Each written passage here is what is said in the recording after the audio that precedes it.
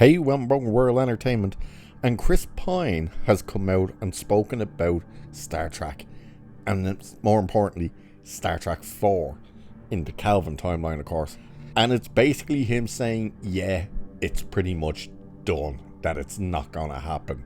So every time we hear Paramount saying it's definitely happening, it's in the works, they're working on it right now, by the sounds of things, Chris Pine has basically at this stage no interest to return to the role. So we'll have a look at this article. He does say some things that I absolutely agree with him on, and that he's absolutely right, but then he also does say something a little stupid.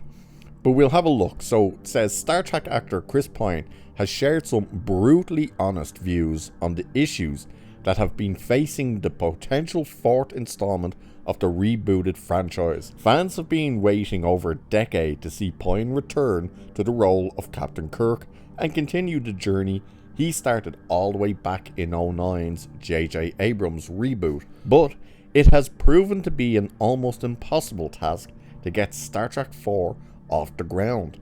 Pine recently made an appearance at ACE Superhero Comic-Con and via Popverse addressed the belief that his Star Trek franchise is now over.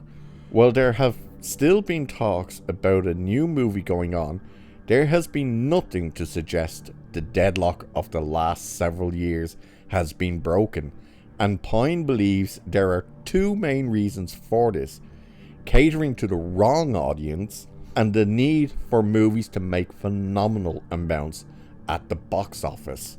Star Trek Beyond was the third movie to star Pine as Kirk, and after its release in 2016, reviews were not exactly glowing and the box office takings were not out of this world.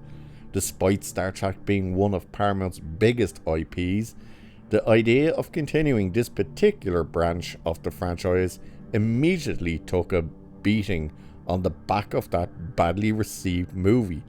According to Pine, the problem comes down to whom the studios are trying to please, and more importantly, who they are not. So he said this: it was always about getting the audience and building the audience. I think what we've found is that we've captured an audience with the Trek universe that may not have come to us, but generally speaking, it's the diehards.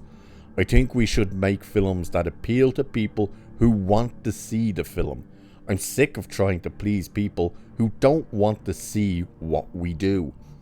Pine ultimately believes that there is one thing that could break the curse of Star Trek 4 and get the movie made. I think we just make a much smaller film that's more story driven, more character based.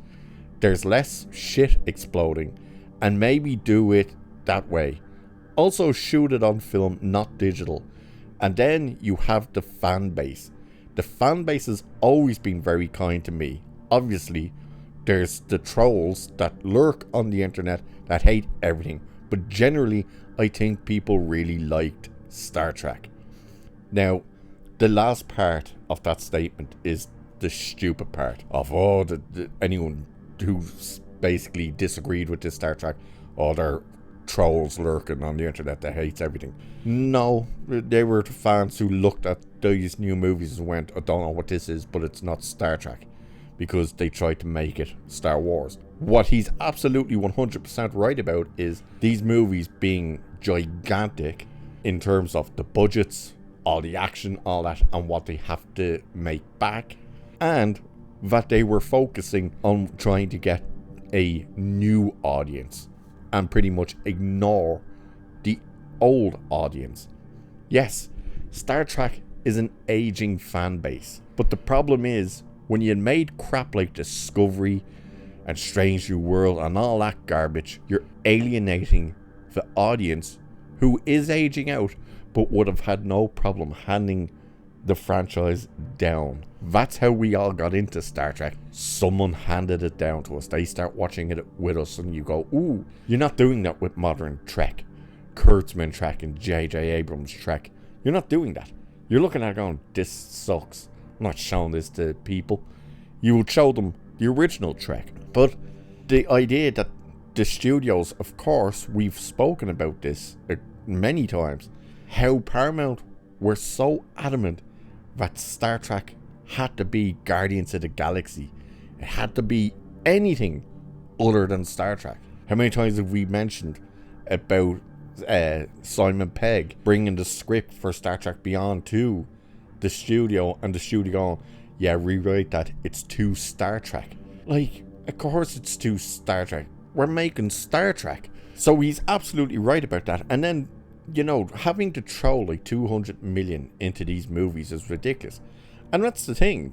All they Paramount have to do is turn around and look at the original movies just to see exactly what went wrong and how to fix it. When they did the motion picture, they threw, I think it was close to 110 million or 120 million or something, which was massive in them days. Absolutely massive. And the movie, it was deemed successful, but it struggled. And they something went wrong. What do we do? And Bill Shatner even said this. He said the problem was you brought in a director who's a Hollywood director to make a niche TV show for the big screen, and he had no understanding of what the show was. So it was just him and Gene Roddenberry butting heads all the time, and this budget ballooning and everything else. And what they did was they went, right, for the next movie, let's try it one more time. If it doesn't work, we'll leave it, but we'll try it one more time. And the idea was, let's strip the budget back to under 70 million. I think Rotterdam cost like 65 million or something on that lines. Strip it down to that and bring in one of the directors from the show who knew the show, knew the characters, and knew the world. And it was a hit. That's how they got it to work. Why Paramount doesn't understand that now is just mind-blowing. And then, of course, to cater to the audience. When you're trying to make Star Trek into Star Wars, like, who are you making that for? That's not what the Star Trek fans want. Star Trek was always the thinking man show. You didn't have to be a rocket scientist to understand everything, but you could figure it out. You could follow along. You know, it didn't, as Chris Pine even says there, you know, we can't just have shit blowing up all the time. It needs to cater to the fan base and make it more story driven and character based. Focus on the characters and the actual story. You know, him saying that sounds like he's also pretty much saying, like, yeah, look, these other movies, they were pretty much just shiny things that were blown up in your face, as opposed to actual stories being in there. But it is interesting to hear him saying, as far as he's concerned, it's done now, it's over. That really does say that he's done. Even if they come to him with a script now, depending what's in that script and how much the budget is, sounds like he's just gonna go, no. So, it looks like it's definitely finished with for the Kelvin timeline with Chris Pine and that gang. And I don't think anyone's gonna be truly sorry to see it end, to be honest. You know, again, they're trying to give you Star Trek that's disguised as Guardians of the Galaxy, basically. It is what it is. But there's the update. That's what Chris Pine has said. So, with that, I shall leave it there for this one. So, cheers. I shall catch you in the next one, and live long and prosper. Fire!